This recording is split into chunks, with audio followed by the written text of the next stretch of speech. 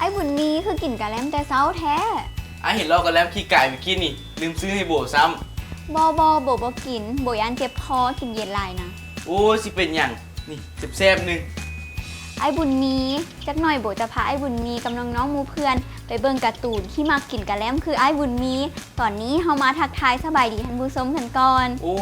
กินกันแล้วเพลินเลยลืมทักทายท่านผู้ชมเดี๋ยวเอากันแล้วไปแวะก่อนเด้อไวแดไอ้บุญมีสบายดีท่านผู้ชมและมูเพื่อนทุกๆคนมาพบกับพวกเราทั้งสองกับรายการ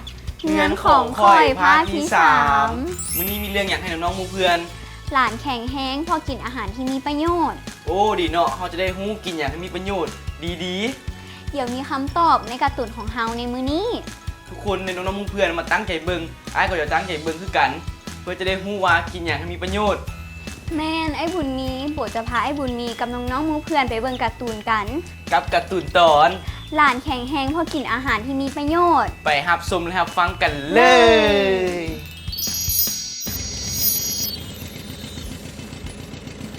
พ่อไปส่งคำฮู้และคำล่าอยู่โรงเรียน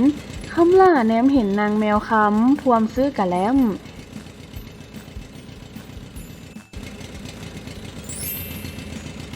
อีกมือหนึ่งแมนจับถุงขนมเป็นตาแซบหลายทันใดนั้นคำล่าจึงบอกพ่อว่าพ่อด้วยอยากกินกะแลมและข้าวหนมเบิ่งแล้วเป็นตาแซ่บแท้ๆโอ้ยมื้อนี้ลูกมีหมักกล้วยและอาหารหลายแนวละเด้ถ้ากินกะแลมหลายจะเฮ็ดให้ลูกเจ็บคอและเป็นไอได้โดย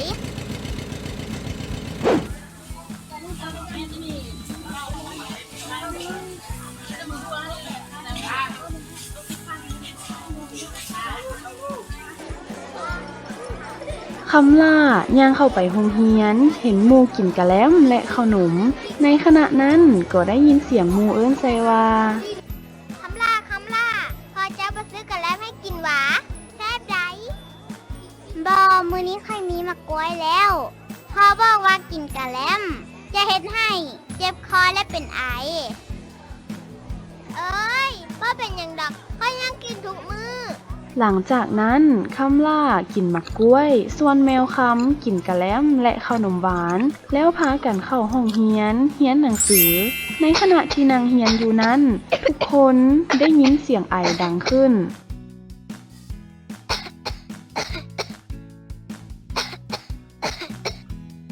โอ้เป็นอย่างหลานคือไอแท้บ่แม่นหลานกินขนมหวานหลายบ่หลานบ่ได้กินเมื่อเช้านี้หลานเห็นแล้วกินกะแลมโอ้แม่นหวาแมวคำถ้าหลานกินกะแลมหลายจะเฮ็ดให้หลานเป็นไอเป็นไข้และจะบ่ได้มาเรียนนำหมู่คำล่ายังกินมะกล้วยหันเด้คือบ่ไอคำล่าแล้วกินหมากกล้วยและหมากไม้อื่นๆที่มีประโยชน์ต่อร่างกายจึงเฮ็ดให้เรามีสุขภาพดีแม่นนอกจากกินหมากไม้แล้วหลานยังกินข้าวผักซีนไข่ปลาและนมอีกได้หันเด้เบิ่งไหมถุงอาหารติดอยู่ฝาค่อยกินแบบนี้แหละสมพอคำล่าแล้วกินแต่อาหารที่มีประโยชน์จึงเฮ็ดให้เราบ่ไข้บ่ไอและเราจึงมาโรงเรียนทุกมื้อพวกหลานต้องกินอาหารที่มีประโยชน์คือกับคำล่าเด้อโดยหลังจากเลิกโรงเรียนแล้วคำล่ากลับมาฮอดเฮือนคำล่าได้บอกพ่อแม่ว่าวันนี้ลูกไปโรงเรียนนะมู่ลูกโรงเรียนแล้วไอและเจ็บคอครูบอกว่าย้อนแล้วกินกะแลมหลายเฮ็ดให้ไอและเจ็บคอครูบอกให้เราพักผ่อนจนกว่าเราจะเศร้าเจ็บคอและไอเราจะขาดโรงเรียนอีกแล้วได้แม่โอ้แม่นแล้วพ่อจริงบ่ซื้อกะแลมให้ลูกกินมากไหมและอาหารมันมีประโยชน์ต่อร่างกายลูกโอ้แม่นแท้ๆเย้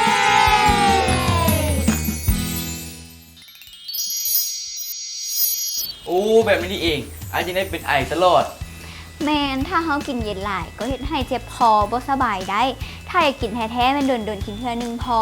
และขนมอมน้ำอัดลมกินหลายก็เป็นแค่วแมงได้ น้องหมู่เพื่อนก็ต้องกินอาหารมีประโยชน์และครบ6 หมวดเด้อ ถูกต้องไอ้บุญมีกินอาหารที่มีประโยชน์ร่างกายของเขาก็จะแข็งแรง อาจจะเซากินแล้วบัดนี้โดนๆกินเทื่อหนึง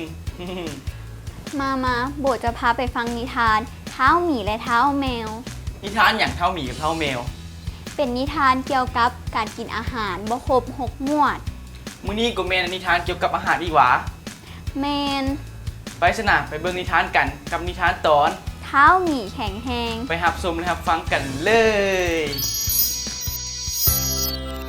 นิทานเรื่องเท่าหมีแข็งแหงเท่าหมีและเท่าแมวเป็นเพื่อนฮักแพงกันเมื่อพักโรงเรียนเท่าแมวได้มาลิ่นกับเท่าหมีอยู่ที่เฮือน พวกเขาทั้งสองลิ่นร่วมกันด้วยความม่วนซื่นเท่าแมวลิ่นไปน้อยหนึ่งก็รู้สึกว่าเมื่อย จึงนั่งพักผ่อนส่วนเท้าหมียังแล่นเตะบ่านอยู่กลางเดินอย่างม่วนซื่นคราวหนึ่งแม่ของเท้าหมีจึงเอิ้นใส่ว่า หมีเอ้ยแมวเอ้ยสวยแล้วพวกลูกพากันมากินข้าวก่อนซาจึงค่อยไปลิ่นอีก แม่เกียมอาหารให้แล้ว หมีและแมวพากันย่างเข้ามาในเฮือนเพื่อกินข้าวสวยน้ำกัน อยู่ในพะเข่ามีอาหารหลายอย่าง มีแกงผักขั่วผักใส่ซีนหมู ปิ้งปลาและข้าวเหนียว2 แอบวางไว้อยู่ข้างพะเข่านำเท้าแมวเลี้ยวเบิ่งอาหารในพะเข่าแล้วถามว่า คือบ่มีจืนซีนจืนใส่กอกหวานเด้เนาะอาหารแนวนี้ค่อยบ่มักกิน ค่อยมักกินผักเพราะผักจะช่วยให้เฮาทายสะดวก ส่วนซีนก็กินอยู่แต่บ่กินหลาย ถ้ากินหลายจะเฮ็ดให้แน่นท้อง จากนั้นทั้งสองก็พากันกินข้าวเท้าแมวกินน้อยเดียวก็อิ่มเท้าหมีเห็นแนวนั้นจึงเว้าขึ้นว่า เอ้าแมวเจ้าคือกินข้าวน้อยแท้ เท้าแมวจึงตอบว่า ค่อยอิ่มแล้ว หลังจากกินข้าวอิ่มแล้วเท้าหมีก็มาพักพรอ่านปื้มนิทาน ส่วนเท้าแมวออกไปลิ่นอยู่กลางเดินเท้าแมวรู้สึกปวดท้ายเบา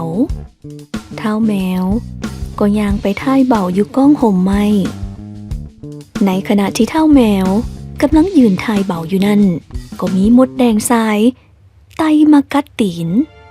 เท้าแมวห้องไห้ด้วยความเจ็บปวดเมื่อเท้าหมีได้ยินแนวนั้นก็ฟ้าวแลนมาสวยแล้วก็พาเท้าแมวเข้าไปในเฮือนเอายามาท้าให้เท้าแมวว่า ขอบใจเด้อหมี โอ้ยค่อยเมื่อยอีหลีได้ทั้งเจ็บตีนพร้อม เท้าหมีจึงบอกเท้าแมวว่า ต่อไปนี้เจ้าต้องกินข้าวกินผัก กินไข่กินซีนและหมากไม้ตอนสวยก็ต้องพักผ่อนบ่ไปตากแดดงดยามแรงเข้านอนแต่หัวค่ำตื่นเช้ามาจะสดชื่นมีแฮงใด เท้าแมวว่า ค่อยขอบใจเจ้าหลายๆเด้อที่บอกค่อย นับตั้งแต่นั้นมาเท้าแมวอยู่โรงเรียนก็เริ่มกินขั่วผัก แกงผักและตั้งใจกินจนหมดตอนกลับบ้านแล้วก็กินข้าวและมันออกกำลังกายหลายมื้อต่อมาเท้าหมีและเท้าแมวได้ไปโรงเรียนน้ำกันมีคนย่องว่าสองเสี่ยวนี่จังเป็นหน้าหักและมีสุขภาพแข็งแรงดีเท้าหมีและเท้าแมวดีใจที่มีสุขภาพแข็งแรงพวกเขาพากันออกกำลังกายกินข้าวและพักผ่อนเฮ็ดให้ร่างกายแข็งแรง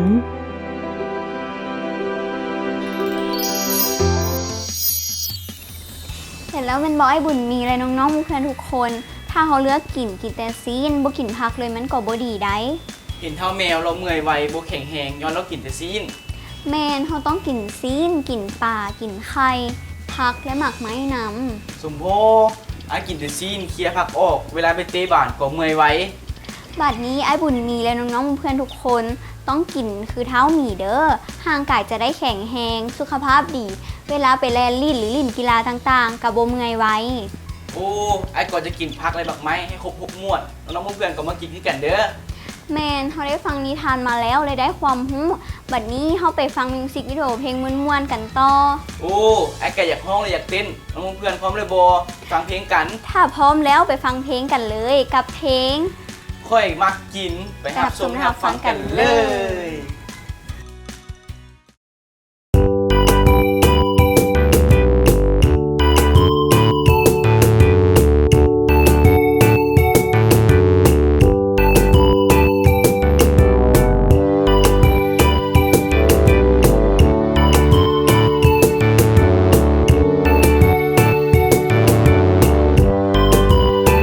ค่อยมากินกล้วยกล้วยกล้วยและมากินมักม้อนไข่ค่อยมากินไข่ไข่ไข่และสิหมูปูปลาค่อยมากินผักผักผักและมักไม้นานากินแซ่บแท่นาแท่นาให้ห่างกายแข็งแรงทั้งเศร้าและแรงลานแคบแข็งออกกำลังกายแข็งแห้งแข็งแห้ง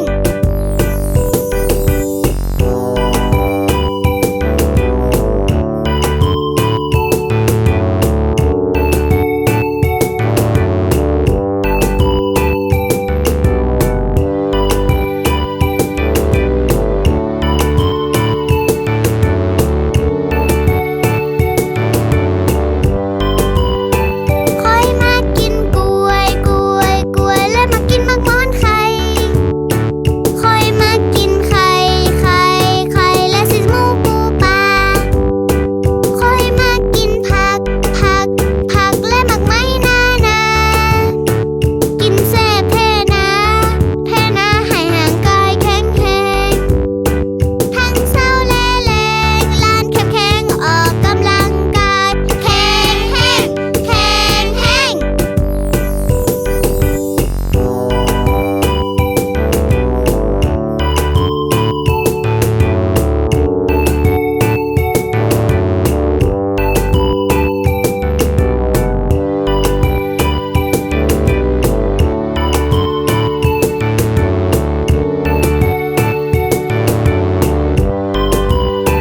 ค่อยมากินกล้วยกล้วยกล้วยและมากินมักม้อนไข่ค่อยมากินไข่ไข่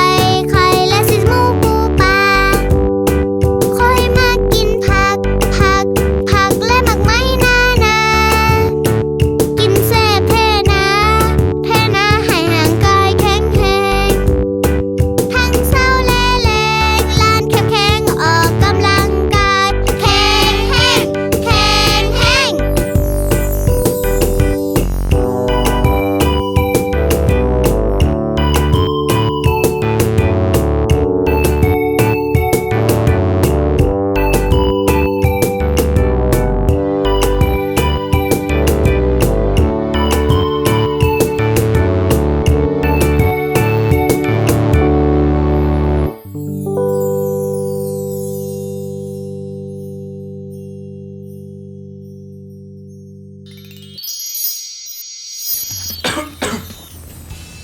ไอ้บุญมีคือว่าไอ้ละบัดนี้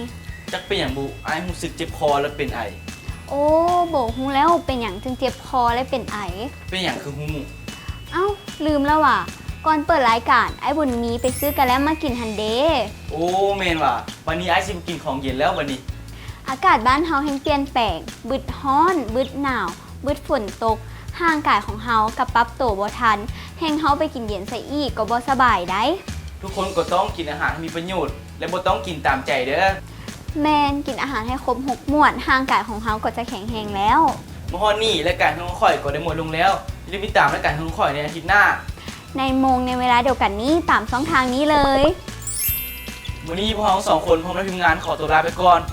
พบกันใหม่ในโอกาสหน้าสำหรับมื้อนี้สบายดี บ๊ายบาย